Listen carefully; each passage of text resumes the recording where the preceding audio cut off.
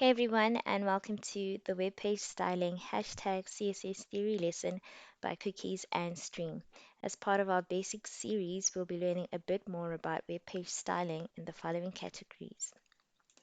We'll be defining CSS, look at the different ways to add CSS onto our web pages, and lastly, we're going to apply some CSS to the web page created in our previous video, HTML, the basics practical.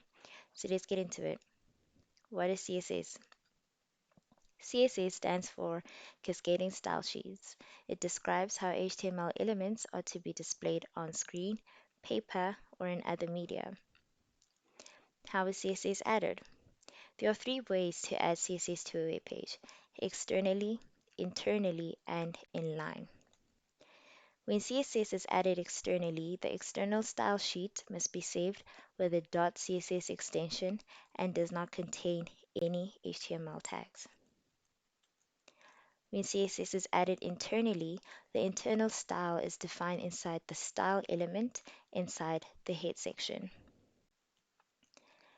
And when CSS is added using an inline style, it may be used to apply a unique style for a single element.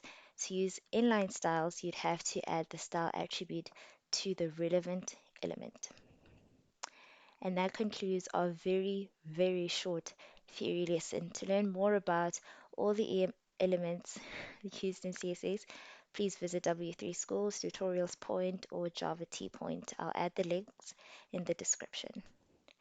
And in our next video, we'll be starting the web page we built from the HTML, the basics practical video. And to prepare for this lesson, please ensure that you have a text editor such as Notepad++ or Sublime Text ready. Do download one if you don't have it installed on your local machine/PC. See you in our next video.